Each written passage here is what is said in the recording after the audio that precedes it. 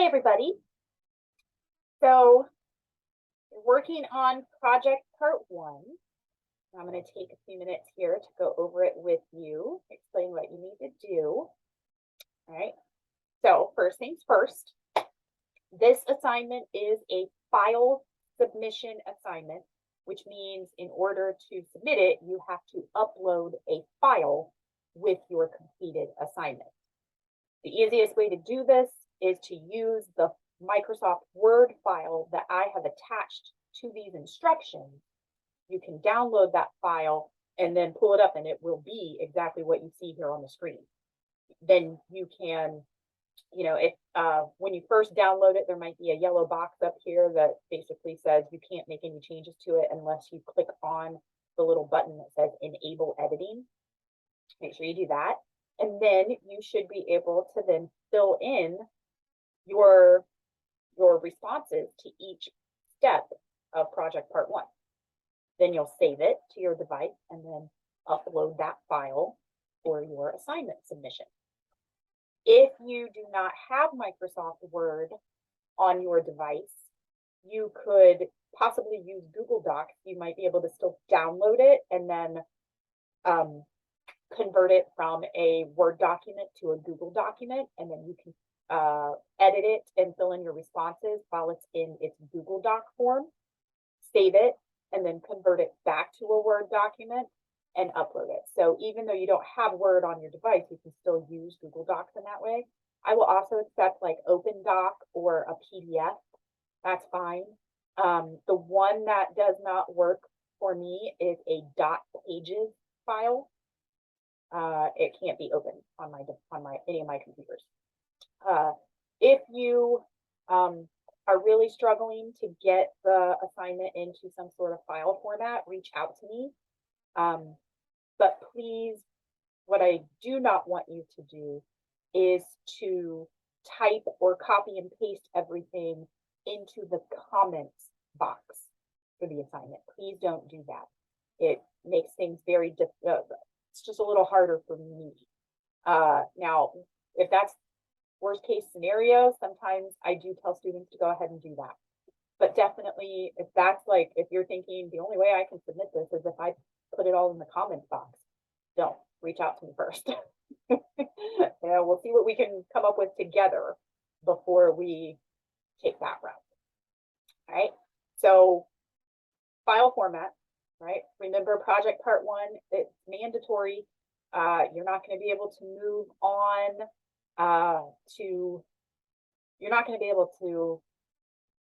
on past week 2 if you don't submit this assignment. And you're not going to be able, even if you submit it, if you don't get full points for it, you're not going to be able to move on to project part 2 until you do have full points on this. So please make sure that you're not falling too far behind. I'll be reviewing these next week and giving you feedback on it. And so the sooner you get it submitted, the sooner you'll get my feedback and know if you're on the right track. So let's go ahead and look at project part 1 and each step that you need to complete for it. So step 1 is selecting a topic. And as I mentioned in the course project overview video, I've given you a list of topics to choose from. Most of the time, I would say like 99% of the time, students find a topic on this list that they are interested in and want to write on. If you find yourself looking at this list and not one single topic interests you, reach out to me and maybe we can come up with an alternative topic for you. It really just depends. Sometimes it just takes me explaining some of the topics a little more, and then students realize, oh, okay, actually that's not quite what I thought it was. I actually am interested in that. I'll go ahead and use that topic, something like that. But, look, if you're really struggling to choose one of them, reach out to me. Don't just flip a coin and pick one because you have to. I'd much rather work with you on this and ensure that you are choosing a topic that you really want to write about it helps tremendously. But here are your options. 1, what are the pros and cons of a gap year for nursing students? And then I have a little note there. If you are interested in this topic, make sure you understand the correct definition of a gap year, because it isn't just taking time off from school. A gap year is a very specific break between schooling. In this case, it would likely be taking a very specified, strategic year off between like your LPN and RN programs. It's not just, oh, hey, I finished my LPN program, I got a job, and then 5 years later, I decided to go back to get my RN, and now I'd like to write about why taking that time off was a good idea. That's not a gap year. That's just taking time off. Or it's not, well, I had planned on going straight through to get my RN, but then I got pregnant, or then my spouse lost their job, so I needed to start working. It's a gap year is a very specific thing. It is a strategically planned year off. And it's the strategic plan part that makes it different than just taking time off. So if you're interested in that topic, just be very aware of what a gap year means. And what we're talking about here is not a gap year after high school, right? We're not talking about seniors planning a gap year before they start university. We are talking about nursing students. So either, students who are currently in an LPN program, should they take a gap year, or we're focused on nursing students. Okay. 2, what are the causes or effects of nursing burnout? This is one tied for the most popular topic chosen. So you would either write your research paper on specific causes of nursing burnout, or you would write your research paper on the specific effects of nursing burnout. 3rd option, does inadequate nurse staffing increase risk for patients? And by inadequate, we mean not enough. We're talking about staffing issues. Does it put patients at risk when there are not enough nurses on staff? If you're interested in this topic, make sure that you are thinking about patients. I get a lot of students who choose this topic, and at first, they're free writing and how they're answering the questions. It's clear that they're thinking about how the staffing issues affect the nurses, and that's valid. But that's not what this topic is. The topic is, how does it put patients at risk? The focus is on the patient. How are they at risk when there aren't enough nurses on staff? Option 4, what are some common and or not so common ways in which nurses encounter abuse on the job, and what type of recourse do nurses have in those situations? Interesting. Oh, by the way, the second most common topic chosen was the one on staffing issues, putting patients at risk. So 2 and 3 are always the most commonly chosen topics. Number 4 is what are some common and not so common ways nurses encounter abuse on the job, and what recourse do they have? Option 5, how can a caregiver identify an abused elderly patient? This one is somewhat popular in terms of the topics, but you really need, again, to think about what the question is asking. How can we identify an abused elderly patient? Not necessarily why they get abused or how they get abused. That might factor into the essay, depending on how, the direction you take it in. But again, the main focus is how to identify an abused elderly patient. And there's no specification as to what type of abuse we're talking about here. So you could look at several different types of abuse that elderly patients commonly endure, and how can we identify those common types of elderly abuse, right? But it is on how to identify. And then our sixth option, what are some effective ways to medically treat patients in prison? And we're talking about how to treat them medically, not how to treat them in general.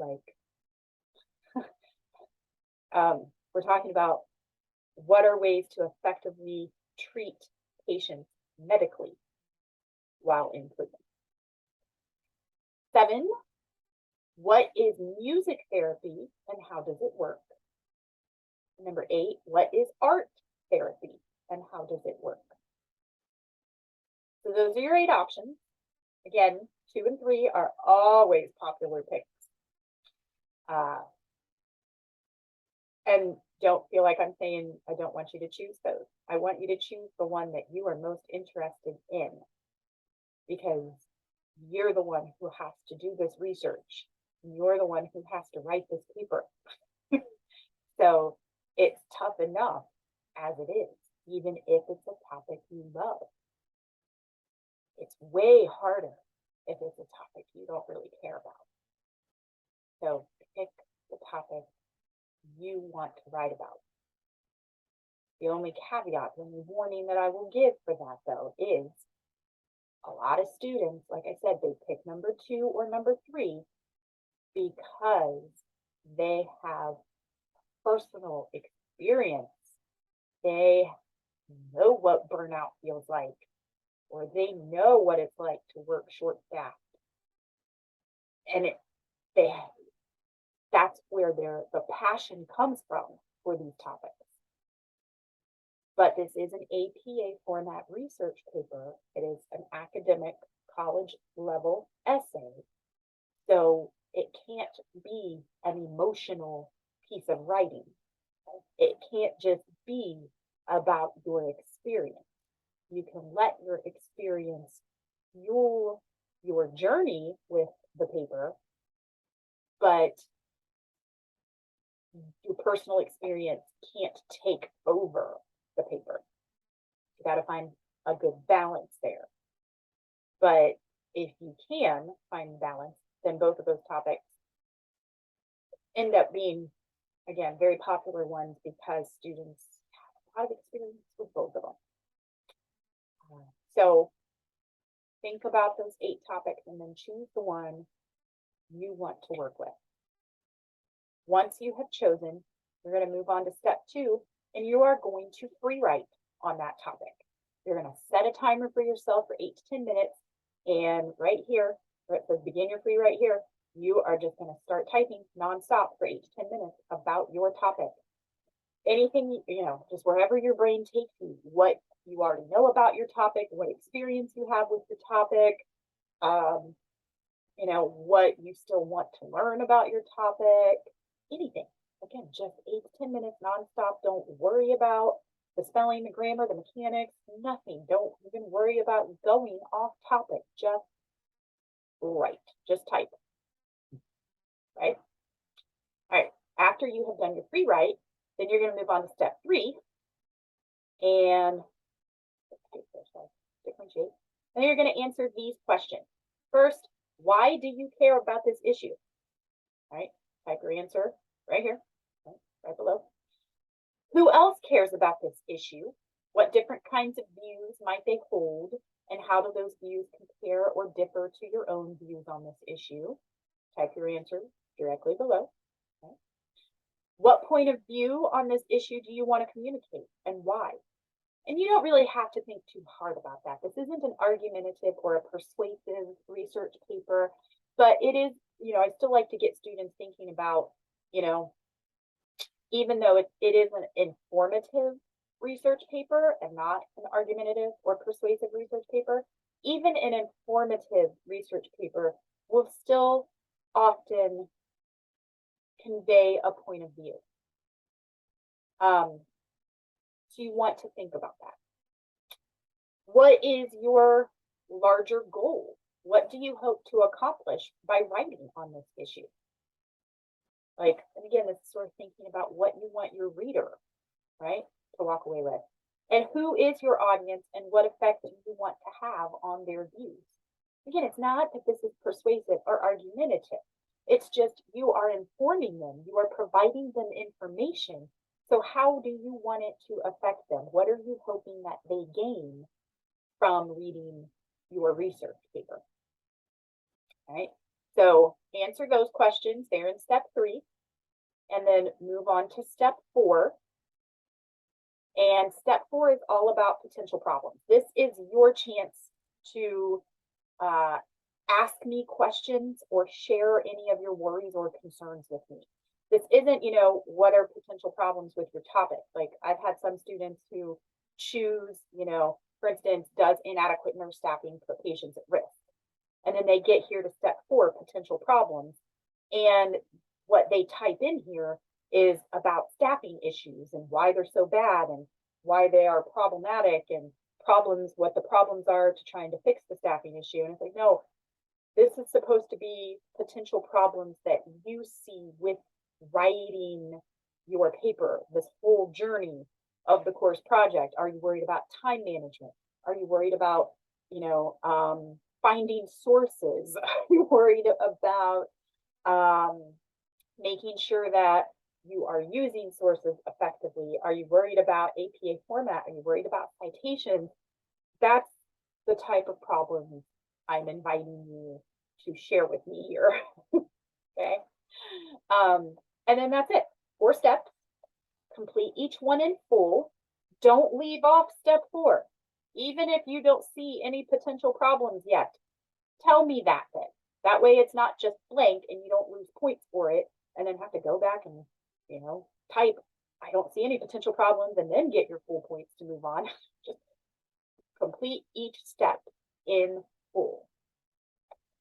And then, assuming that everything is good with what you have typed in, I will provide you with feedback and some sort of like tips and pointers to get you started. I do that for pretty much everyone, regardless of what topic you've chosen. Not only do I share my feedback on what you have specifically answered in each step, but then I also provide you with some advice as you get started with the paper based on what I have seen past students struggle with, or what has worked well for past students with that topic, that sort of thing. So feedback is very, very useful. But this is due Sunday night at 11:59 p.m. I'll be reviewing them throughout the following week and publishing my feedback and whatnot.